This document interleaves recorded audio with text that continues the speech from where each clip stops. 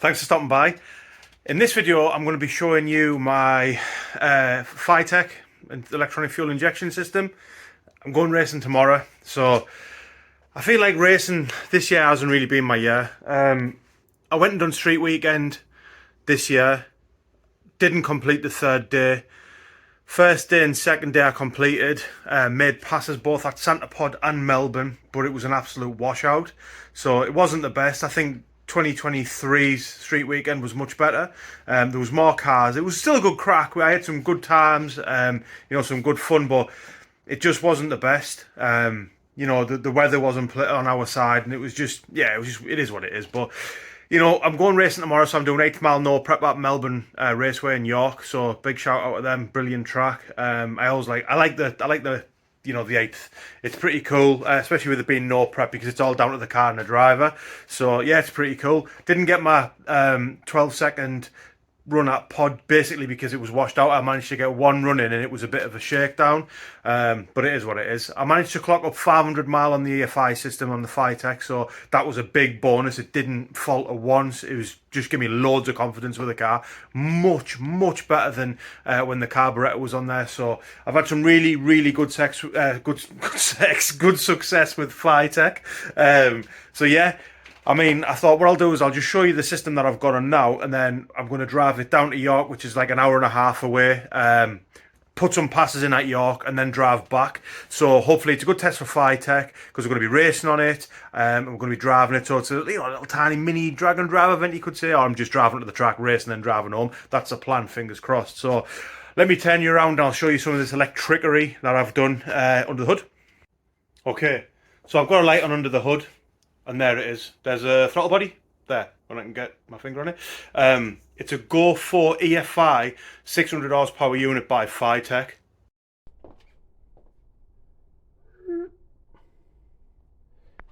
So, my God, it looks filthy under here because of the light, but that's it anyway. So, pretty simple install. It's a throttle body, so it takes the 4150.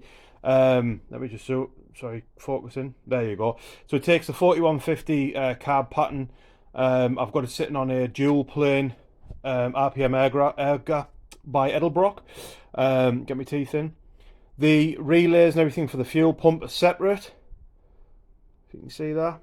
So everything's separate there. I've got some wire in there. I've run an inlet and a return line back to the tank. I do have an inline filter and then an external fuel pump. I did not go for the in-tank pump.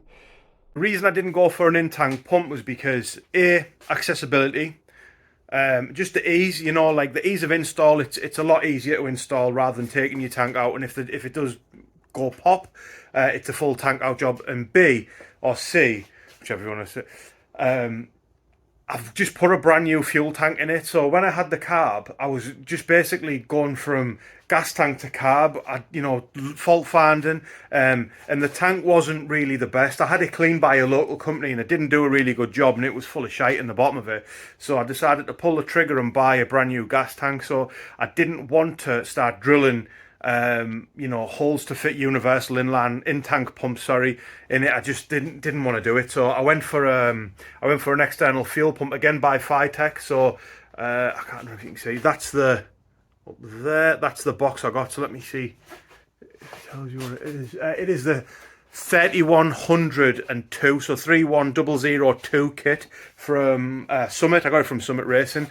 It's a full plug and play kit, throttle body, most of the hose that you need. I had to buy some return fuel hose because it just wasn't enough, but it came with everything else. It was just brilliant. And you can go as far into it as you want with an install. Mine's pretty tidy. it's a 79, so I've got a lot of shitty wiring in there, which I'm just replacing as I go. But the actual Fitech itself is, it's really wired pretty decently. I've made sure to keep, the RPM tack signal out the way, so it doesn't get any of the RFI noise or anything like that, and it's been running absolutely great. So yeah, can't fault it.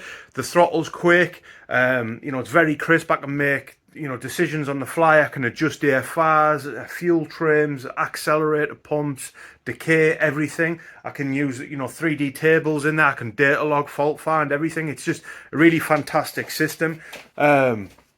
Yeah, so it is what it is. I mean, I can start it up if you want. I mean, it is a cut. Let me turn you around. It is an absolute cold start. So there's me hand on the headers. Nothing there. So we'll see what you think. So we will put my battery on. Let me just get in here. Might have to take me scientist helmet off. Right. So you flick your switch on. You might be able to hear that. That's a fuel pump priming. I'll go down to large gauges just so you can see what's what. I actually have a battery disconnector. I need to go through this every time and yeah, reset the gauges just so it comes on. If you don't do that, then you don't have to mess about with that. So obviously you can see the coolant there. The engine hasn't been started. It's stone cold. It's got like the target AFRs and RPM. My foot is off the throttle, as you can see. So it's away. Turn the key and hope for the best.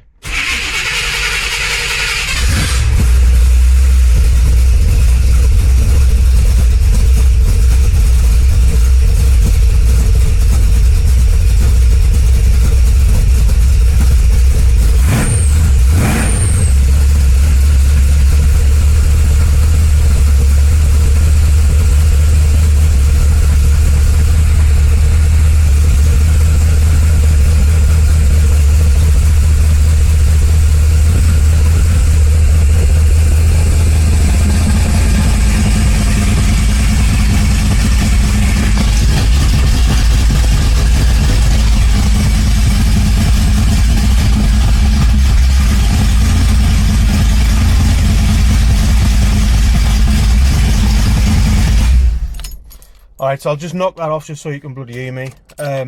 So, shut the cutouts.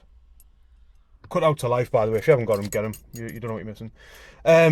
So this is the screen. So obviously you've seen it start straight up there. I am going through tuning some different parameters. That's why you're seeing it come up and idle. I just need to open the IAC a little bit more, which is the basically it lets air in when you're driving around and stuff like that. So this is the new Fitech system that you get, or handheld, sorry. So you got all your stuff in there. So say you want to go to, you want to check your AFR targets, for instance. You can go in here, you can put like your idle AFR, as you're going down, obviously your wide open throttle. You can put in there, these are your cruising. So I'm cruising around 14, 14 and a quarter AFR. So I'm decent there. You say, oh, like it's bogging a little bit and I need to put, a little bit more fuel in when I hit the gas pedal. Go into your accelerator pump, there's your different temperatures or your brake points. You can go in there and you can, add fuel, take fuel away, amount of fuel that goes in versus the amount of time it's adding fuel for, or taking fuel away. You've even got it for fast acceleration. So when you want to, you see a shitty Mopar or a Ford next to you and you need a Chevy and you want to, you add your extra fuel there. Make sure you get ahead of them, jump them. Same for taking it away in the length, crispness of your throttle, everything in here. Your cranking fuel, your AFR, idle control, even controls timing. These are your 3D tables, so you can go into these and you can basically program at what temperature, at what RPM, percentage of fuel you want to go in there when you're on the throttle and stuff. It's just endless, this stuff. These are your fuel controls. So I'm on cam 4 because I only make like 7 inches of vacuum, if that. So I can go through and I can plot how much fuel I want at a specific RPM under what load. So it's just, it's just bloody fantastic. Your fault codes. You can even, where is it? There's your data logging there. So I'm not going to do any data logging at the minute, but you can go through all your data logging and you can record sessions. So you can basically set it off going, and then you can hit record, and it'll record for as long as you want while you're out there, racing around, whatever. You can get back, you can look at your log and then make changes. So that's the situation. It's a very, very complex system, and I'm only giving you a super super quick whistle stop. But hopefully you get the gist of it. You know, it's just night and day over the carb. Like I said, I was in the carb all the time, you know, messing around with it and stuff. And with this, I just don't feel like I need to. It's just been fantastic. So, yeah, that's the Fitech system, I guess. The proof's in the pudding. I'm using it. I feel like I can daily the car now. Mileage, I mean, it's a small block Chevy. You know, it's a 355, we believe, 4-bolt main. My foot is never out of it. I like the sounds it makes more than anything, so I'm always in it. So the fuel hasn't gone up or down for me. It's stayed relatively the same. But what I would say is the throttle response and the feedback I get from the Fitech system far outweighs what I was getting with the carb. Like I might have said in a previous video, when I had the carb, it's not like I had a carb and I couldn't get it running because I'm shite. I had 5 carbs on it. I believe I'm picking this up, mate. I had 5 carbs. The last carb I had on it was a 650 double pumper brawler, and I'd done everything from changing the emulsifiers, the idle air bleeds, all the jets in them, power valves. I even drilled the butterflies, just everything, squirters, you know, just everything I could change on it. I changed on it, and I could either get it running right, like at idle, or I can get wide open throttle, but transitioning in between, all that sort of stuff. And I even went to some carb experts over the other side of the pond in the States, and they give me, you know, some tips and advice. I followed their advice to a T, and it still didn't make any difference. And I believe it's down to booster signal, and you know, I might be, you know, Bill Nye the Science Guy, or I might be talking complete rubbish, but I feel like having the fuel injected into the ports rather than it getting drawn through by airflow and signal has been the benefit to this car, especially with the cam. So I'm running an Isky mega cam in it, and it's lumpy, it's aggressive, and you know it wants to go 3,000 to 7,000 RPM. So when you're just pootling around town and you're idling, it's not in its happy place. It wants you to drop a gear and stuff. So when you're out, say you're going 60 on the motorway or 65, and you're at that sweet spot of, you know, in between like idle sort of like 1100 RPM and maybe like, you know, 3 grand, and there's that, you know, you're transitioning, you're overtaking, you're dropping back, you're basically matching your speed with the traffic.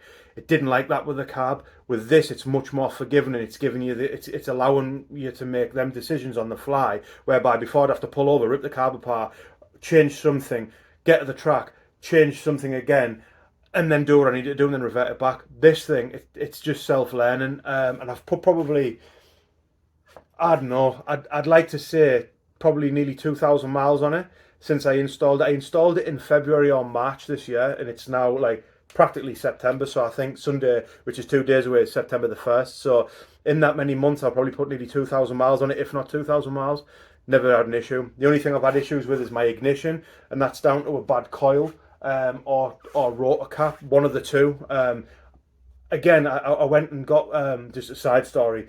I'd done a lot of work on it. Me and my dad, and you know, and other people. Daz, if you're watching, trying to fault find what was going on with the cap, and it ended up being either the cap or the rotor. I had one here. I put it on, but I thought I'm going to get a spare, so I ordered a brand new cap from Summit Racing with the low resistance bushing and stuff like that, because I'm using a 6CL digital box. It came, and it was an MSD, and it came and it didn't work. It was just rubbish. It was worse than when I put it on. So I put the old cap back on, like, you know, I cleared a spare, put my spare cap, which wasn't an MSD, it's an Axel, put that on, ran flawlessly. Literally A/B tested them both 3 or 4 times, different RPMs, different places. The MSD was just junk, did not work. So much so, Summit, being Summit, the great customer service, to give me a refund. So that's that. The Fitech, talking about ignition, does not at this present time control my timing. However, I do have, because Summit had refunded me, I do have a new distributor coming across, and a phased rotor with an external coil. So I'll be doing away with the HEI on the car, and I'll be putting this this new billet distributor in, and I'll be setting the Fitech up to basically control my timing. So that's going to be a real game changer as well, because again, with the big cam, I have to have a lot of you know, initial timing, because to overcome the bog and the overlap and the lack of vacuum. So this is going to be pretty cool because again it'll all be digital. So it is what it is. I'm going through it. I'm finding my feet with it, and yeah. So the next step is I'll be doing a bit of tuning on it because I've been messing with it. I'll be hitting the petrol station, getting some petrol gas for you guys in the States, and then I'll be heading down to Melbourne Raceway, and we'll hopefully be putting some times in, and we'll see how we go from there. So see you on the road, guys. What's up, everyone? So it's now Saturday, the day after. Just filled the tanks. We're heading to Melbourne. It's about an hour and 15 away. We're averaging around 14 to 14.1 EFI on cruise. Sweet as a nut. The car's dialed, or it feels it. So see you in about an hour's time.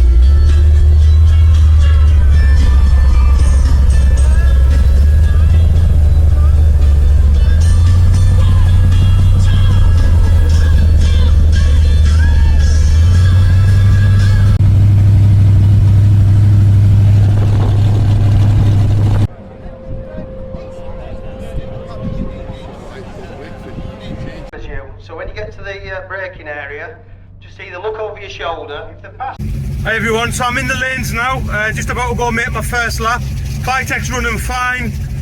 The drive down was brilliant. Obviously, as you can see, I am at Melbourne Raceway. I'm in the pairing lane, so we'll get this lap down and we'll see how we go. I'll switch it round, go to draggy so we can see what we're running, and yeah, see you on the other side.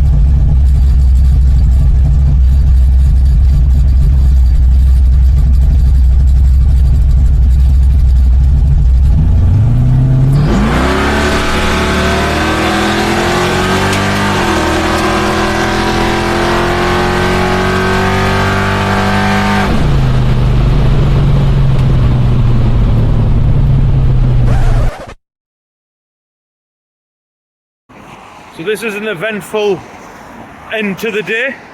Coming back from drag racing at Melbourne, car's broke down at the side of the road. So I've just been pushed into the central reservation, and I'm waiting for a tow now. Basically the ignition's gone, so not Fitech, but that ignition gremlin that I've been having the past couple of races. So yeah, fucking just an absolute nightmare. That's the car. It is what it is, but yeah. Anyway, I'll when I get home, I'll give you my thoughts on Fitech and the way that I guess the day's racing. Thanks for sticking around. Hey everyone, so it's the day after now, so I've got back home.